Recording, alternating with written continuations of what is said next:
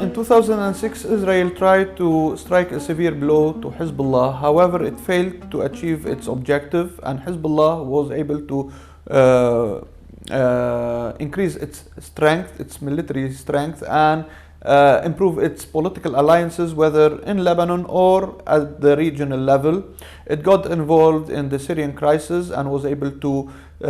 support the Syrian government and the Syrian army against the insurgents, which made Hezbollah actually a regional player. So at the Lebanese level, for example, Hezbollah was able to make its ally Michel Aoun become president of republic, which enhanced the political position of Hezbollah inside Lebanon. Israel is seeing the possibility of Hezbollah supporting the potential rise of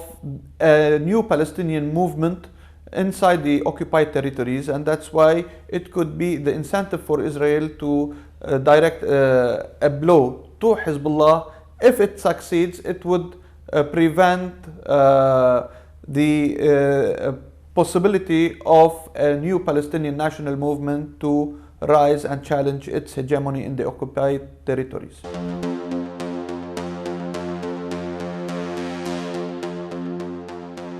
I believe so because Israel cannot tolerate Hezbollah as a threat to its national security. This is from Israeli perspective. And at the same time, Hezbollah has proven to be a strong ally of Iran, which is also the main antagonist to American hegemony in the Middle East. So that's why Israel could enjoy the backing of the United States in directing a blow to Hezbollah, or trying to a direct blow to Hezbollah, at a time when it would be costly to direct a military strike against Iran itself. So by targeting Hezbollah, the Israelis and the Americans would think that it would be possible to direct a blow to Iran without bearing big costs for that.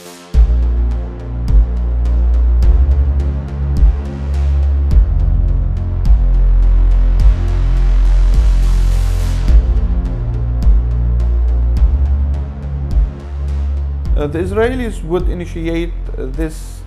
aggression against Hezbollah because they think that they can target a weak spot in Western Beqa, and if they succeed in their attack in that area, they would be able to divide or separate South Lebanon from the Beqa Valley and prevent Hezbollah from having any supplies coming from Syria through that area. And if they succeed in reaching the area of Jizin and Niha, by this they would be able to reach the areas controlled by Walid Jumblat, and it would be most probably that Walid Jumblat will declare himself neutral in the fight going on, and by this he would allow the Israelis to have access to the Beirut-Damascus road.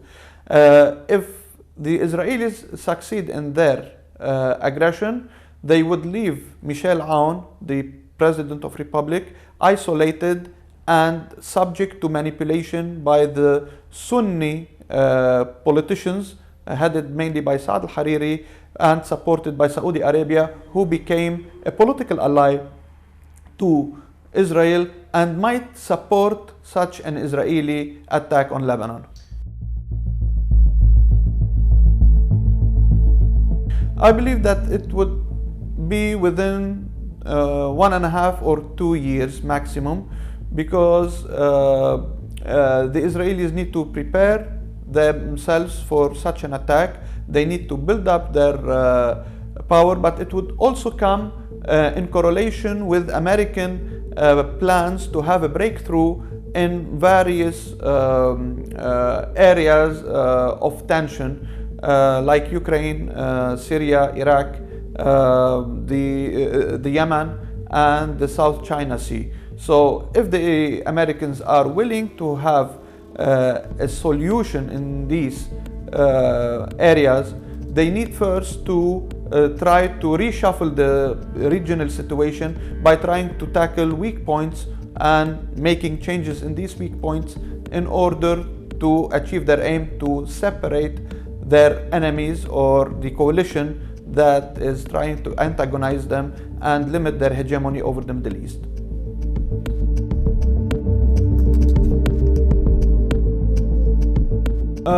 I believe that the American agenda would be to use Israel to direct a severe blow to Hezbollah, and the result would be to marginalize Hezbollah from the Syrian conflict and Iran alongside it. By this, Bashar al-Assad will be fully dependent on the Russians, and the Americans would be more willing to strike a deal with the Russians over Syria while marginalizing Hezbollah and Iran. So there are meager possibilities that Russia would intervene directly in the conflict. I don't think that it would have its military get involved in the conflict. It might take political stance in support of Hezbollah and Iran, but this wouldn't change or make a big difference. So the difference would be made by the will of Hezbollah to resist such an aggression and its capability to score surprises the way it did in 2006 to foil the attempt of the Israelis.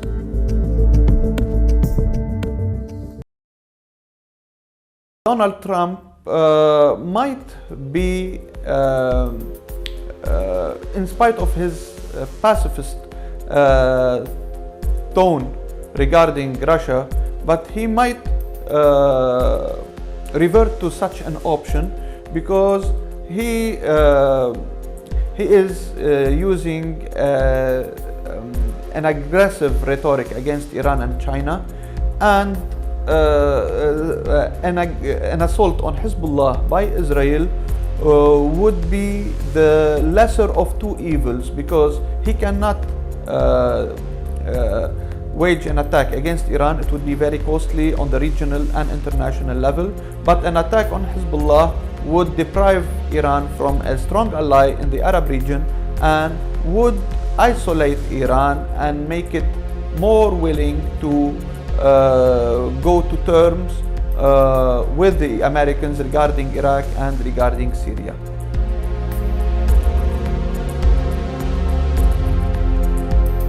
If the Israelis achieve a victory in this war, they would be able to get away with Hezbollah, get rid of Hezbollah, and at the same time they would be more capable of imposing their hegemony over southern Syria and southern Lebanon. They would lead to a civil strife in Lebanon, and this would enhance the prospects of a geopolitical reshuffle of the region. However, if Hezbollah would prove resilient to Israeli attempts, he will grow in strength, in military strength and political strength, and in the middle and long run this would affect the Israeli national security and its capacity to impose its agenda over the region which entails also a division of the region along new borders and the creation of tribal ethnic states in the Near East.